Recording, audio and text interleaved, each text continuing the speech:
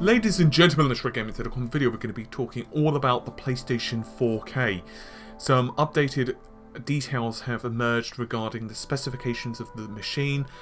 This includes GPU and CPU information, launch titles, and a great many other things besides. Now, this information is actually from a verified NeoGaf poster.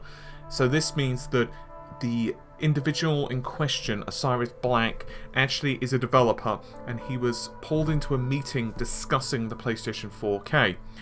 Now, as I said, he is verified, so this is not some random person on Reddit who happens to have, you know, the name Sony employee 510. This is pretty solid stuff. This is also an article, if you want to go ahead and check it out, and I would suggest you do that because there's a potential that I may A, miss something in the video, or B, if you want a point of reference for later on. With all of that said, let's delve into this. This is going to be kind of an in-depth technical video. Alright, so I'm first of all going to read out a small quote from OsirisBlack. They were discussing a better CPU which would raise the price to $499.99, and we were guaranteed the price will not hit no higher than $499.99. It was mentioned the CPU upgrade quite a bit, almost as if they haven't really decided on a final spec and therefore pricing issue. Also, there could be currently no plans for any type of trade-in program for current PS4 users, but that could change. Now, regarding this GPU, he said, and I quote, "The GPU is at least twice as powerful as the standard PS4 and much faster machine." They did not exactly say how fast, but it was running at a higher clock speed while being much smaller than the original. And final quote that I want to read out for now, it was also made very clear that current games would not be getting any type of performance upgrades by being played on the system, and any benefits to older games would come via a patch per developer and per game. We asked if this was going to happen. The response was, it's a possibility, but doubtful with the exception of a handful of games. Now, there's a couple of things in this whole selection of quotes. First of all, these quotes actually pretty much fall nail on the head to an analysis that I did a few days ago.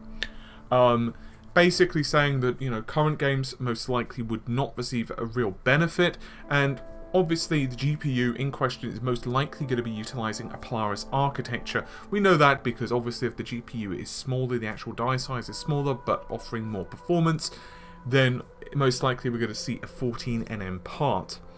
Now, the GPU being about twice as powerful as the standard PS4 is actually pretty darn impressive. You're looking at a GPU performance tentatively of 3.5 to maybe 4 T-flops of floating point, and that's an awful lot. In fact, and I quote, "We were given a list of games that would be available at launch, and that will take directly take advantage of the PS4K, where the differences are," and he was told it would be significant. So for the PlayStation VR, the following games will take advantage, and they are Eve Valkyrie, Robinson, and GT Sport. And for the PlayStation 4K, just regular 2D, it will be Deep Down, GAL 4. This was the exact abbreviation on the sheet, so I can only assume it means God of War 4, says Osiris. Now, there's a lot of different angles we can take for this, so let's begin. First of all, let's talk about the CPU side of things. So the fact that they've not settled on the PS4K's CPU means potentially a few different potentials. The first option is they're going to be keeping the Jaguar cores as they are, which is very unlikely given the much higher GPU performance. So that's unlikely because we know from what developers have told us in the past that the PS4's weak point, even now, is the CPU. Another potential would be they'll reuse the Jaguar cores, but at a higher clock speed. We know that the Jaguars can clock at around 2 GHz at the absolute highest, but currently, Sony are just running them at 1.6, so for example, we could see maybe 1.9 GHz. Another potential would be Puma, which is actually the successor to Jaguar. It's available right now, but while it does have some small improvements in voltage leaking, power consumption reductions, and a few other bits and bobs, it does not account for such a large price hike for the $399 to $499, and on top of that, the performance difference probably wouldn't really make that much sense anyway. So the last option, and this would certainly explain the higher pricing, would be a Zen-based CPU. Now, we do know that this would offer a massive, gargantuan performance boost over Jaguar, particularly in IPC. IPC stands for instruction per clock. This basically means how much work a CPU can do on a single cycle, a single megahertz. But with a lot less information regarding Zen, especially in an APU setting, to really make an educated guess of how much of a performance boost it would be. This 40% boost that we do know about is referenced against an excavator core, so that would be equivalently clocked. So for the sake of argument, if you have an excavator core, for example, the FX8350 clocked at 3 GHz, and you had a Zen clocked at the same clock speed, and you then had one thread on one processor core, AMD are stating that Zen would offer a 40% boost over that core. But once again, we don't know how Zen in an APU-based setting is going to work. We don't know how it's going to scale, we don't know the clock speeds and so on. But it's fair to say that it's going to be a large improvement over the current Jaguar cores. Another interesting tidbit, you might say to yourself, well, gee, what's the core situation going to be like? Jaguar, as we know, has 8 processor cores in the PlayStation 4. I'll get more into that in just a moment, but Sony could potentially just use 4 Zen cores. Now, how could they do that? Well, Zen does support SMT, which means simultaneous multi-threading. All you need to know, is each core can handle 2 threads. Now, I'm not saying that is the way to go because we just don't know enough about how the processor handles multiple threads, but it's potential. Now, this could mean that we could see a Bristol Ridge or a Summit Ridge based APU, but there is some confusion whether Bristol Ridge will contain Zen cores or not. Some of the early leaks said yes, some of the later leaks said no. Summit Ridge is certainly Zen based, but because the PlayStation 4K is supposedly not coming out until Q1 next year, it would make an awful lot of sense for them to go the Zen route. Jumping back to the CPU in terms of performance, we know from developers, and this is not random little indie developers, this is folks such as Ubisoft, this is folks such as Sucker Punch, Naughty Dog, people who have great ties to Sony, have said that the PlayStation 4 is limited with CPU performance. It means that they have to put a lot of jobs on the GPU itself. This is why compute is becoming so incredibly important. The PlayStation 4, we're talking about the vanilla system, has 6 processor cores for games to run on, with 2 additional cores reserved for OS functionality. Now, Sony supposedly freed up the 7th core for developers to use, but from what I understand, the entire processor core is not available. I've heard mixed things between about 50% to 70% of that core, but it does depend on the application and what developers are trying to do with a game. So certain games, if they're trying to access certain system functionality, you cannot access that 7th core. This is very much like the Xbox One, and compared to a PC, the PlayStation 4 in benchmarks, we've actually seen PS4 benchmarks of PS4 CPU benchmarks, and has been described as quite slow by developers, quite slow actually being the operative word, and that's obviously a bad thing when you're trying to port games from the PC to the PS4 or vice versa. So we know that it's probable we'll see some CPU boost. So what about the GPU and memory? Well, memory is going to be the interesting one. If you have a faster GPU or a faster CPU, you need to feed that GPU or CPU with additional, or rather more data. So for the PlayStation 4, it has 176 gigabytes per second of memory bandwidth. This is thanks to a 256-bit bus on 5.5 gigahertz GDDR5 memory. We've discussed that in depth before.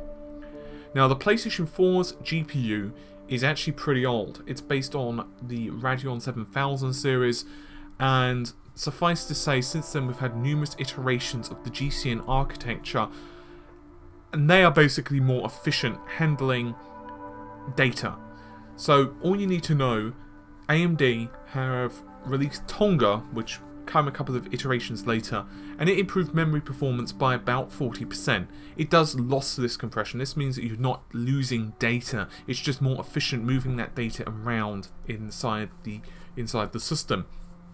This means that if you have a amount of memory bandwidth, you can do more with Tonga with the same amount of memory bandwidth as you can with, let's say, the PlayStation 4's GPU.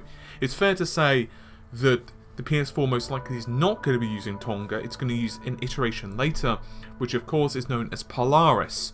From what AMD have told us of Polaris, it's going to be even more efficient than Tonga. Now, they've not said how much more efficient, so I'm going to err on the side of caution and say between 10 to 15%, which I think is a fairly safe assumption. So that means that most likely with the PS4 being roughly twice the performance, you can, we're once again referring just to the GPU here, you can logically say that you're going to need at least around 200 gigabytes per second for the graphics processor, the audio processor and CPU to be fed. Is that difficult? Is that super duper hard? Are we going to need to venture into high bandwidth memory 2 territory? No. The R9 380X, which we've reviewed, has a 256-bit memory bus, and its GDDR5 memory is running about 5.7 GHz, and that pumps out a bandwidth of around 192 GB per second. Certainly, if you were to get even more aggressive memory clocks, for example 6 GHz, which once again is not terribly hard to get, you can get 7 GHz GDDR5, you could easily hit the amount of memory bandwidth that you require to feed the PS4, so that's not a big difficulty. It's not particularly difficult. The interesting thing though is that developers have also used up the memory. There's a famous slide from Sucker Punch who said that, you know, we used most of the 4.5 gigabytes of RAM available. There is some flexible memory there. All you need to know about flexible memory is there are two sets of it, but one set of it, 512 megabytes, developers cannot touch. It's basically the console organizes that memory on behalf of developers. Regardless of the fact, you can say that developers have been really swallowing up RAM really quickly. What happens if you put higher resolution textures, if you have higher draw distances in your games, which basically means you can see more stuff on screen? More draw distance, more stuff on screen, more textures, more trees, more unique objects, swallows up more memory. Higher resolutions swallow up more memory. Better lighting effects, shadows. I think you get the idea. I don't think I need to keep going, do I? The bottom line is the PlayStation 4 has 8 gigabytes with roughly 5 gigabytes available for developers. Are we going to see a change? Well, potentially we could see more memory. For example, they could go with a slightly different bus width, and they could go with like 12 gigabytes of RAM, theoretically. They could go with 16 gigabytes of RAM, but that would become quite expensive. So I wouldn't be surprised if we saw 12 gigabytes, maybe 384-bit bus, something like that. We just don't know, unfortunately. But I wouldn't be surprised if we did see additional RAM. This is particularly true when we start getting into streaming stuff, which we'll talk about in just a second. Now, what about the GPU? Well, let's make some assumptions because we need some level of... we need some consistencies or we'll just go absolutely nuts, right? Well, in terms of the GPU, let's err on the side of caution and say it's just twice as powerful as what is found in the vanilla system. So if it's just twice as powerful, there's a possibility it could be slightly more, maybe 2.5 times, which is roughly, by the way, what I predicted. I had predicted that the PS4 GPU would be between 2 to 2.5 times more powerful. Why had I predicted this? Because of Polaris. We knew from what AMD had told us that they could get twice to 2.5 times the performance with the same amount of energy usage. It doesn't take a genius to realise that you're not going to want a cooler the size of, you know, your table on the PS4, so therefore if they want a similarly sized unit, they're most likely going to have to stick to a GPU that's roughly the same amount of power envelope. They also need to make sure that the size is roughly the same, heat dissipation is roughly the same, so therefore it made logical sense to say 1.5 at absolute minimum, but most likely 2 to 2.5 times would make more sense. Therefore, we can logically assume that if the PS4 is about twice the speed of the old vanilla model, it will not be able to handle frame rates at 4K. That's not me being mean. Before anyone starts screaming, it's just a simple fact. The PlayStation 4's running at 4K is asking the system to handle 4 times the workload of 1080p. It's that simple. It's a tall ask of any console. That's the same as even the PC running DirectX 12. It doesn't matter what you're doing, you're still asking the system to render 4 times the number of pixels on screen. It just isn't going to happen at high frame rate. I don't care how skilled the engineers of Sony or AMD are, you're just asking pretty much the impossible. What you could do though is you could run at higher resolutions, which would be great for HD TVs. For example, ultra high definitions, you could run at 1440p or maybe some intermediary resolution, or you could simply run games at higher frame rates, or you could run games with much greater detail. All of that would make a great deal of sense. It would also presumably mean that the GPU will feature a great number of raster units, improved geometry handling and textures. All you need to know about that is it means that the scene will be able to be rendered with much greater levels of detail, and it will be much more efficient as well on top of that. And that's obviously a really good thing. So getting and breaking away from the actual hardware side of things, just for a second. $500 US is a lot of money. It is. It's not a small chunk of change. It's many chunks of change.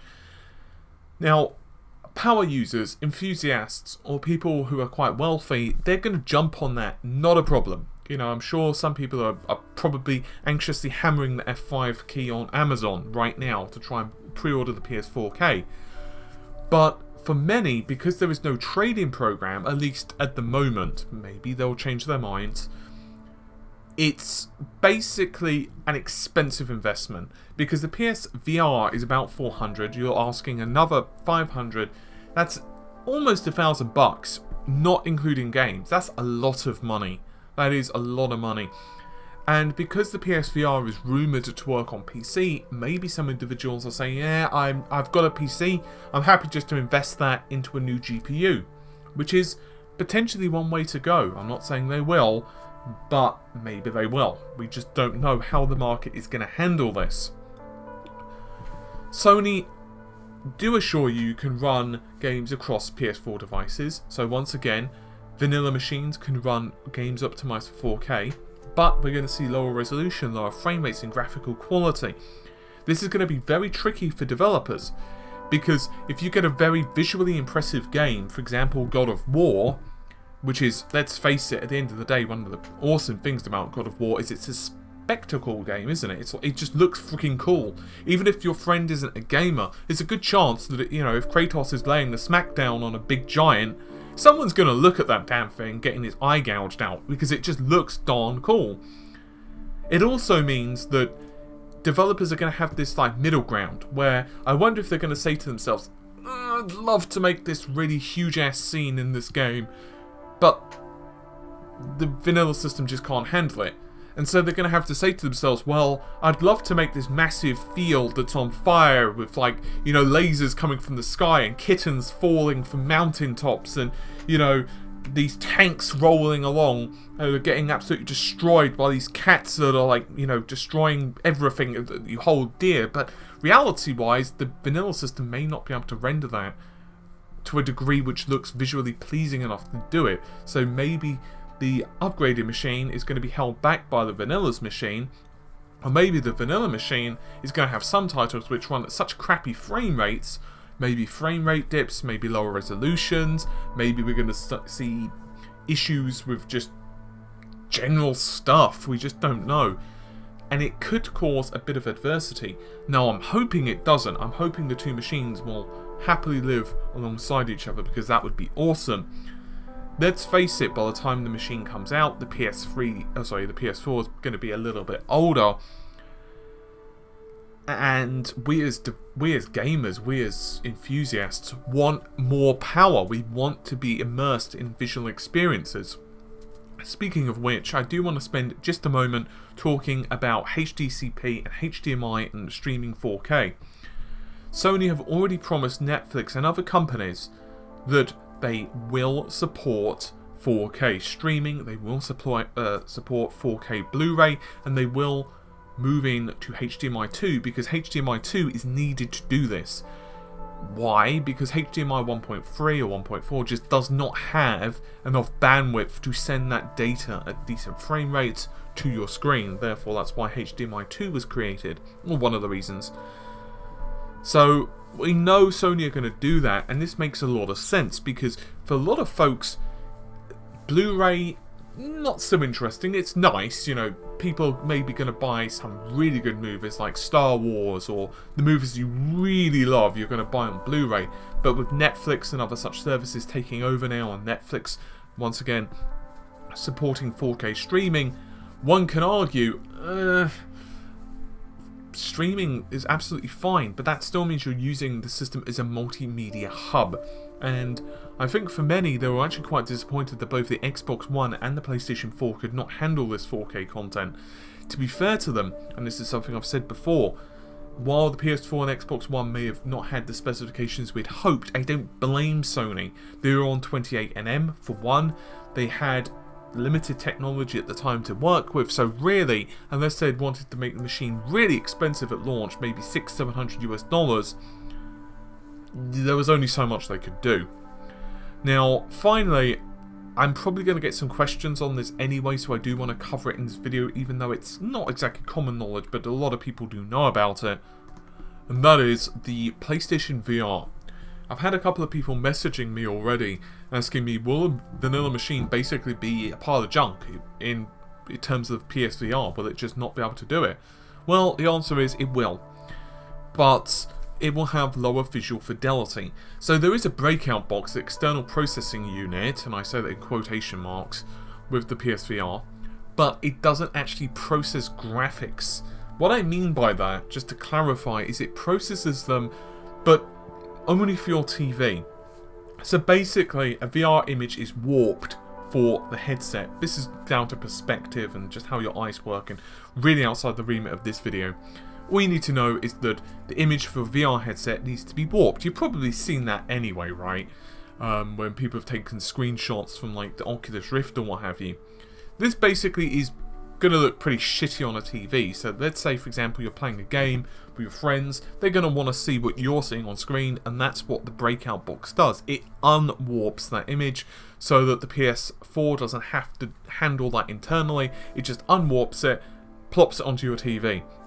The only other duty that the breakout box does, from what I understand, is 3D audio, so it does some positioning stuff, which makes a lot of sense because that can be kind of intensive. Why does the breakout box not handle this stuff? Why does it not handle more like textures or whatever? It's quite simply to do with the fact that the PlayStation 4 does not have a fast enough connection. What I mean by that is, unless you've got a port on your system that offers enough memory bandwidth, you just can't, well, basically have the system communicate with this box fast enough. So unless you've got something like Thunderbolt, it doesn't work. And that's why that you'll start seeing these external processing devices like the one AMD recently unveiled. That's why you can't have those plugging into the PlayStation 4, and the reason they've only just started to come out, and that's why they don't support USB 3, because while USB 3 is a lot faster than, let's say, USB 2 or USB 3.1 is faster than USB 3, it's still nowhere near enough bandwidth to be able to handle the ridiculous amount of workload. Finally, I'd also like to point out that supposedly the PlayStation 4, the rumours are that Sony are going to announce it prior to the VR launch in October. But whether that turns out to be true, all we can do is wait, unfortunately. It could be a good thing though, so Sony are staggering these things. So once again, you've got the PSVR launching in October.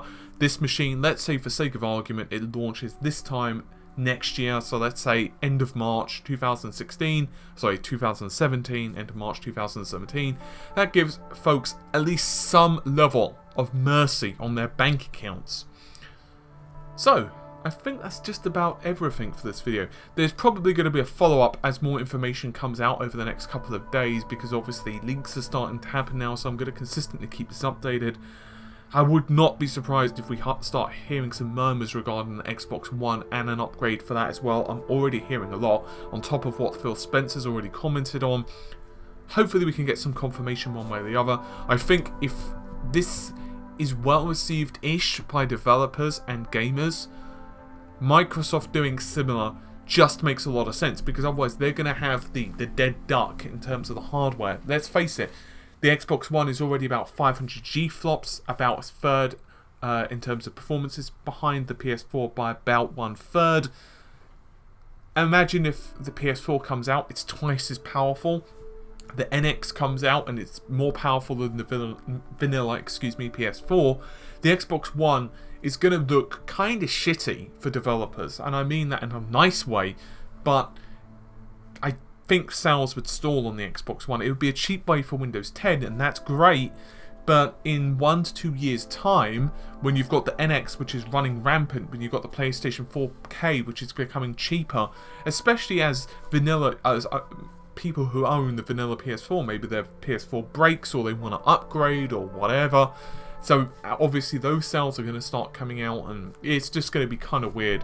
What I do wish, and final little point, is I really wish Sony and Microsoft had just had that little slot on their console, which have been like an upgrade slot, and then every couple of years they would have released an upgrade. So let's say, for the sake of argument, Year 1, the console comes out. Year 2, there's no upgrade. Year 3, there is an upgrade. You plug it in, increases the performance of the machine a little bit, and this would have been a little bit like the, I guess, Sega Saturn or N64. With all of that said, hopefully you've enjoyed this video. If you can do the likey, sharey thing, check out the article if you would like. I would appreciate it if you shared that as well. And obviously, thank you for watching this kind of lengthy video, he says, as he checks how long it is. Just over 27 minutes as I'm saying these words to you. So hopefully you've enjoyed the video. As usual, subscribe if you want more stuff. Share if you love me. And I'll see you soon. Take care. Bye for now.